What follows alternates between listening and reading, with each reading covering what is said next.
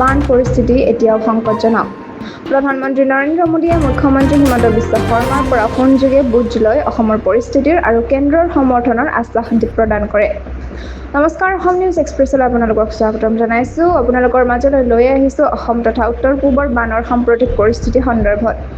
কিছুমান দিন ধৰি অহৰহ নেৰানেপেৰা বৰষুণৰ ফলত অসম আৰু চুবুৰীয়া ৰাজ্যসমূহত বান আৰু ভূমিস্খলনৰ সৃষ্টি হৈছে, যাৰ বাবে এতিয়াও সংকটজনক অৱস্থাৰ সৃষ্টি হৈছে।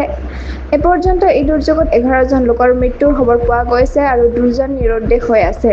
ৰাজ্যৰ 22খন জিলাত 5 লাখৰো অধিক লোক বানত ক্ষতিগ্ৰস্ত হৈছে।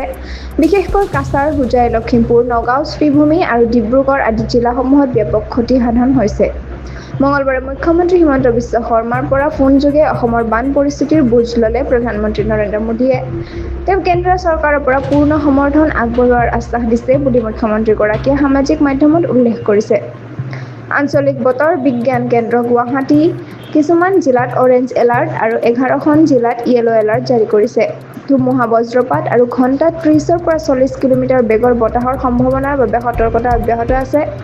আজিৰ দিনটোত মুখ্যমন্ত্ৰী হিমন্ত বিশ্ব শৰ্মাই বানত আটাইতকৈ বেছি ক্ষতিগ্ৰস্ত কাছাৰ জিলাৰ পৰিদৰ্শন কৰি সাহায্য শিবিৰত আশ্ৰয় লৈ থকা বৰ্ণাঢ্যৰ সৈতে বাৰ্তালাপ কৰে।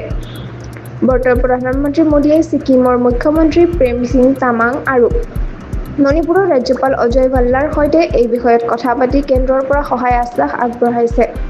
এই সংকটময় পৰিস্থিতিত সকলোকে সাৱধান আৰু সংযমে থাকিবলৈ আঞ্চলিক বতৰ বিজ্ঞানে জনাইছে। আপুনি নিজৰ পৰিয়ালৰ সুৰক্ষাৰ বাবে সকলো নিৰ্দেশনা মানি চলিব আৰু মনত ৰাখিব। এতিয়ালৈ ইমানেই। সংযুক্ত হৈ থাকক অসম নিউজ এক্সপ্ৰেছ চেনেলটোৰ লগত। চেনেলটো লাইক, কমেণ্ট, শ্বেয়াৰ, ছাবস্ক্ৰাইব কৰিবলৈ নাপাহৰিব। লগতে কাষতে থকা বেল আইকনটো দবাবলৈ নাপাহৰিব। ধন্যবাদ।